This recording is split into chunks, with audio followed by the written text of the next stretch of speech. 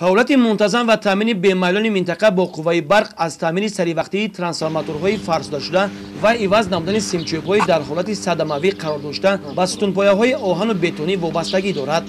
سال جاری از طرف کارمندان شبکه‌های برق ناحیه شهرنو در این سمت کارهای معین به انجام رسانیده شده است. همچنین جمع‌آوری سریع‌وقتی مبلغ از حساب استفاده قوه برق یکی از سمت‌های مهم فعالیت شبکه‌های برق شهر و ناحیه‌ها میباشد.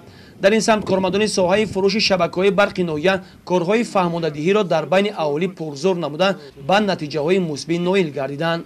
طبق نقشه چهاربینی اویدی زمستانگذاری در شبکه‌های برقی ناحیه شهرنو از طرف شرکت سهامی خالدینگ کشوده برق تاجیک شبکه‌های برقی مرکز که از 4 بند عبارت است تا امروز ما پورا 4 بند اجرا کردیم. این باشد علاوه نمودن روغن ترانسفورماتوری در زیرایستگاه ترانسفورماتوری 1004 به مقدار 1000 لیتر.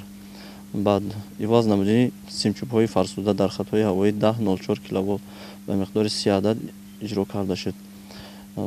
عوض نمودن جداکنک‌های راستپیوند 10 کیلوولت به مقدار 8 عدد اجرا کرده شد. عوض نمودن جداکنک‌های 04 در زیرایستگاه ترانسفورماتوری به مقدار 20 عدد اجرا کرده شد. همزمان از جانب کارمندان شبکه‌های برق ناحیه در دهه‌های نوبنیاد جماعت و دهات ناحیه شهرنو سیم‌های قوتناکیشان بلند و سیمچوب‌های آهنی و بتونی نصب کرده می‌شود.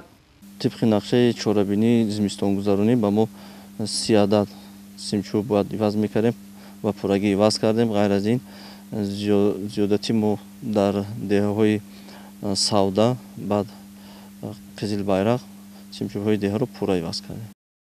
اویدی عوض نمودن ترانسفورماتورها باشد در دهه قهرمان 2 ترانسفورماتور علاهیده برای سربر بودن ترانسفورماتور علاهیده گذاشتیم. حاضر در دهه شورا باشد باز یک ترانسفورماتور دیگه به نقشه گرفتیم. اویدی رنگ و بار نمودن زیرایستگاه ترانسفورماتوری پورا ما زیرایستگاه ترانسفورماتور رنگ و بار نمودیم. جداکنک‌ها عوض کرده استودیم.